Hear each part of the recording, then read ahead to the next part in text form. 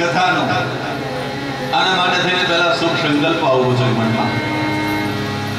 મનમાં સારા વિચારો આવવા જોઈએ. સારા વિચારો જો મનમાં આવતા થઈ જાય તો એ સમાજના ઘણા બધા ઉત્પાતો બંધ થઈ જાય. સમાજની ઘણી એવી દુર્ઘટના બંધ થઈ જાય. મનમાં જો ખાલી સારા વિચાર આવે, એટલા માટે આપણો યજુર્વેદ એમ કહે છે તન્મે મનઃ શિવ સંકલ્પમસ્તુ. મારું મન હંમેશાને માટે થઈને સારા સંકલ્પો કરે. મારું મન હંમેશાને માટે થઈને સારા વિચારો કરે.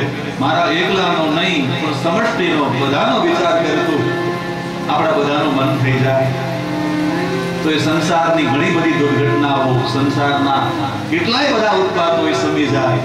એ થાય જ નહીં. પણ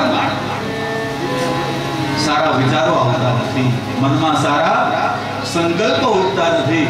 મનમાં સારા સંકલ્પો ઉઠે તો સમજી લેવાનું કે જીવન ભગવાને જે હેતુથી આપણને આપ્યું છે એ હેતુ હવે સિદ્ધ થવાનો છે. મનમાં સારા સંકલ્પો આવે. જીવન શા માટે ભગવાને ખાવા પીવા, મોજ કરવા, ભોગો ભોગવવા, લૌકિક કાર્યો, વ્યવહારિક કાર્યો એ બધાને પૂર્ણ કરવા માટે થઈને જીવન છે. જીવનનો ઉદ્દેશ્ય શું છે એ જ આપણને પહેલા ખબર નથી.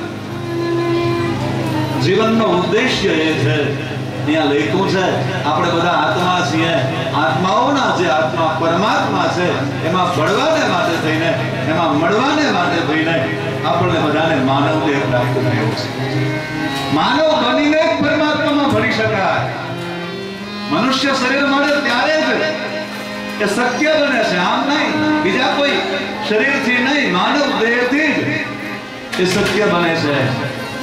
એટલા માટે થઈ આપણને બધાને માનવ દેહ પરમાત્મામાં ભળવા માટે, પરમાત્મામાં મળવા માટે આપણને બધાને ભગવાને કૃપા કરીને આપ્યો.